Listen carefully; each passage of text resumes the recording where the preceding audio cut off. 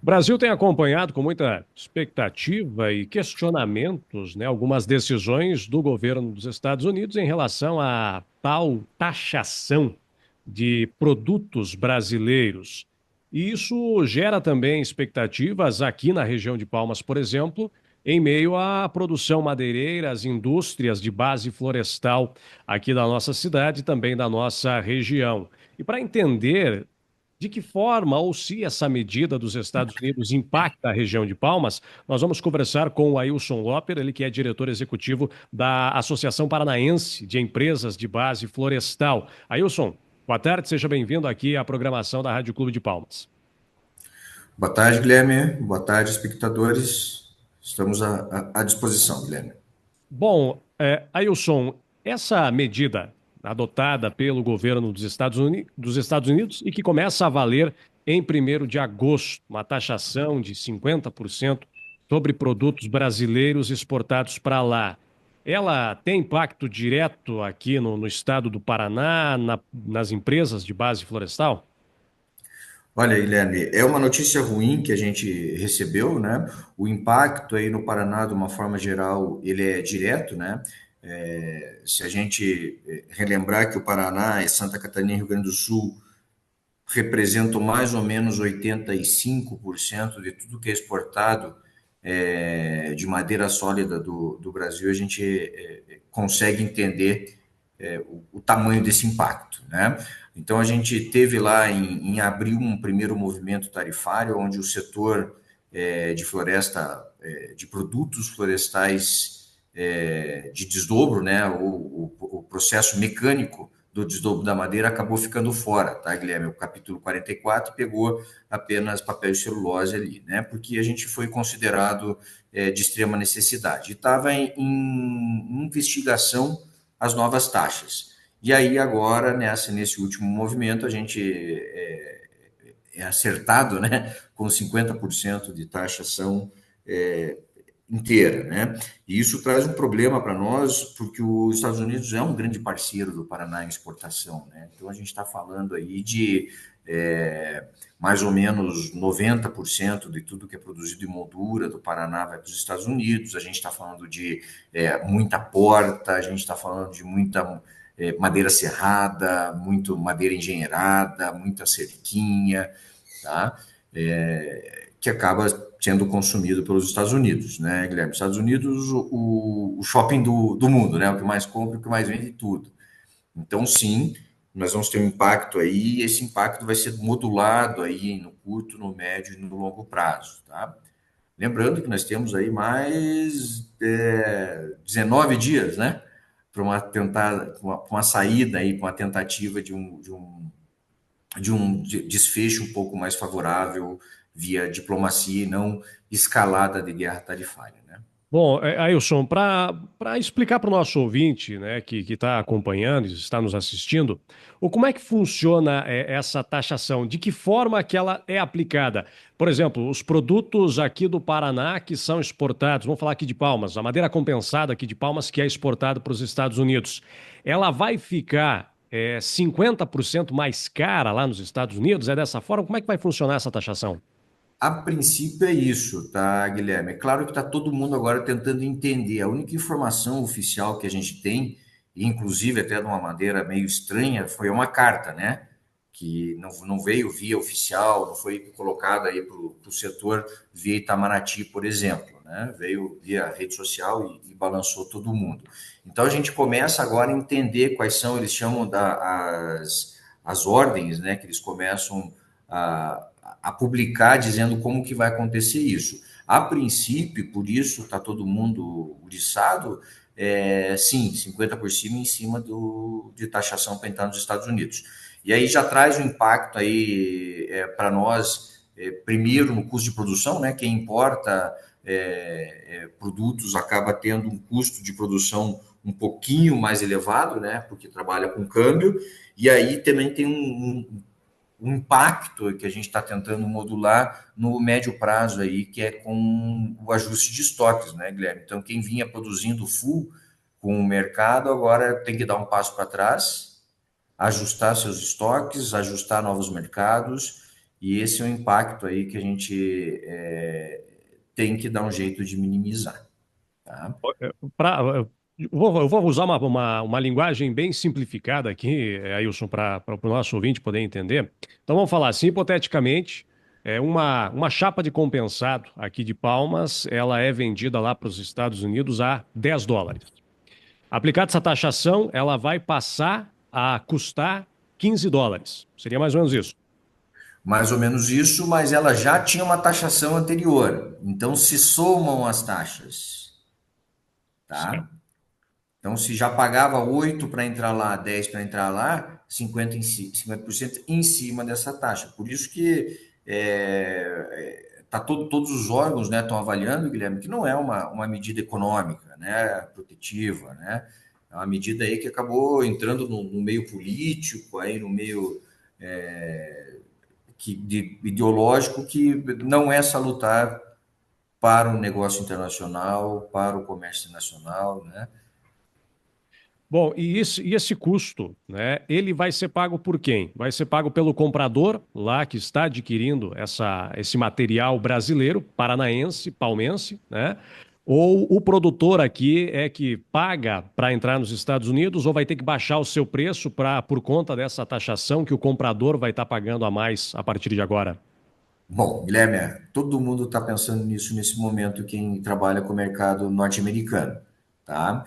Em vias de regra, de forma geral, o que que ocorre? O consumidor americano vai ter um acréscimo de preço se comprar o brasileiro, tá? Então, veja, se eu tiver três fontes, tá? Três ofertantes de madeira, né? Quem coloca lá o painel nos Estados Unidos, e eu tenho dois países que pagam 35 para entrar e o Brasil paga 50, veja que a gente já perde aí uma vantagem competitiva grande. E o que a gente tem que ganhar aí em eficiência operacional para conseguir um custo baixo, para conseguir competir com esses dois que estão pagando menos taxa, vamos chamar assim, menos.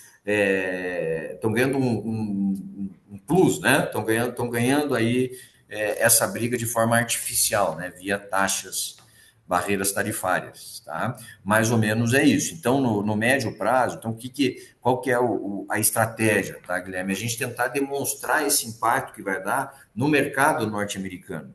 É uma população que não está acostumado com inflação, né, pelo seu histórico. E veja que se antes eu estava pagando, vamos trazer uma coisa um pouco mais usual para o norte-americano, né? Eu estava pagando US$ 100 num tênis, agora, depende do país que está vindo, eu vou pagar 140, 150, tá? E isso aí faz com que perda o poder de compra, é isso que nós chamamos de inflação, né? Do dinheiro, poder de compra do dinheiro. Então, existe um impacto aí que tem que ser modulado para ver até onde que essa corda vai ser esticada. Tá? Então, é esse o trabalho agora. Uma sinergia entre instituições, avaliando os impactos, fomentando uma via aí de diálogo com o governo, né? E via governo com os Estados Unidos.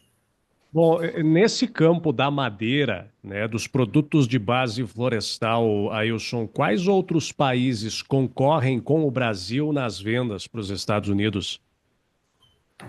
Tá, nós temos aí alguns players importantes, Canadá e México estão ali do lado, né? Então, mas já na mesma situação que o Brasil, no sentido de sobretaxado, né? Não no mesmo numerário, né? Não em 50%, tá? Mas sim taxado já. A gente tem uma outra questão que é esses competidores ganham competitividade com essa taxação do Brasil. Tá? Mas a grande questão que deve ser olhado também é que quem colocava esse produto dentro dos Estados Unidos e não está vendendo mais lá, vai procurar outros mercados. Tá? Então, não é tão simples você direcionar o seu produto, né? E a gente, como tem aí uma ancoragem no mercado norte-americano da madeira processada mecanicamente, o impacto é maior, tá? Mas aí os principais competidores, a gente tem Vietnã também compete de forma importante, né? Canadá, o México, alguma coisa, o Chile também, tá? Mas é bom lembrar que a gente está falando de madeira plantada desdobrada, tá? Papel e celulose, ele está ancorado em outro mercado, tá? Que não o norte-americano. E nós temos o europeu, mas o europeu consome muito menos, né, do que o norte-americano. Bom, Ailson, mantendo-se essa decisão, né, a expectativa é de que nos próximos dias, né, o trabalho do governo brasileiro consiga reverter essa taxação, mas mantendo-se isso a partir de agosto. Que medidas podem ser adotadas aí pelos industriais para enfrentar esse cenário? Bom, Guilherme, é tudo novo ainda, então imagine que está todo mundo analisando todas as variáveis nesse momento para tentar ajustar o seu planejamento, tá? Então a gente tem uma característica no setor de base florestal que é o longo prazo, né? Então imagine você plantar agora para daqui 18, 20 anos você colher e dependendo do mercado exportador, né? Só a título de exemplo, 2025 a gente estava prevendo um dólar no final do ano a 7, tá? A gente estava ontem com um dólar aí a 5,35 e hoje a 5,54, se eu não me engano, tá? Então já teve uma pressão, mas não vai atingir esse 7 lá no final do ano, é o que a gente está esperando. Isso para ilustrar a complexidade. Agora, você imagine que nesse ambiente complexo, para a gente ter esse planejamento de longo prazo, ainda estamos numa fase de volatilidade imensa, né? Bom, mantendo-se isso, não sendo uma bravata e mantendo 50%, o empresário primeiro vai ter que ajustar o seu mercado. Então, aquele que distribui para mais mercados, tem uma variedade de mercado maior, ele está menos suscetível do que aquele que está ancorado nos Estados Unidos. Primeira questão, né? A gente tem um outro momento que é um momento que é o que nos chama a atenção, a gente deve prestar mais cuidado, que é o momento aí no médio prazo, se houver necessidade de ajustar estoques, tá? Quando a gente vai ter que ajustar estoque, a gente vai ter que diminuir a capacidade que está trabalhando a empresa. E quando a gente diminui ali, a gente diminui a sua oferta, né? Desloca a curva da oferta, e atrás disso aí vem um pouquinho pode vir uma pressão em empregos, né? Uma vez que a gente começa ali com férias coletivas, começa a diminuir os turnos, em algum momento não se sustentando, né, economicamente devido a essa queda de demanda enorme, né, essa barreira tarifária, a gente teme uma pressão em emprego aí no médio prazo. Bom, falando da questão de produtos, isso pode gerar também um barateamento dos produtos para o comprador brasileiro, para o consumidor interno? A princípio, existe essa possibilidade, mas são tantas variáveis e tantos movimentos que a gente está aguardando ainda, Guilherme, que a gente não pode afirmar que vai ter, tá? A princípio, conceitualmente, sim, mas lembrando que esse produtor está buscando outros mercados, né? Lembrando que esse produtor está olhando a capacidade produtiva, o seu estoque, o câmbio, tá? O preço, a quantidade, então existe aí é complexo, Guilherme. Eu diria que neste momento os amadores desaparecerão do mercado, tá? Vai ficar quem tem uma experiência primeiro, né? Um planejamento apurado de longo prazo, tá bom? Qual que é a notícia que eu posso te dizer? O que é positivo nisso tudo? O setor florestal paranaense já passou diversas crises. Tá? Então, a resiliência que ele vem mostrando aí nesses últimos, olha, vamos dizer aqui, 20 anos, tá? E a forma que respondeu a última crise, aí, uma pandemia, a forma que respondeu nos Prime em 2008, então traz aí uma experiência de resiliência para o setor que vai nos ajudar, está nos ajudando, né? Analisando todas estas crises que você cita e essa que se impõe agora, qual é a pior?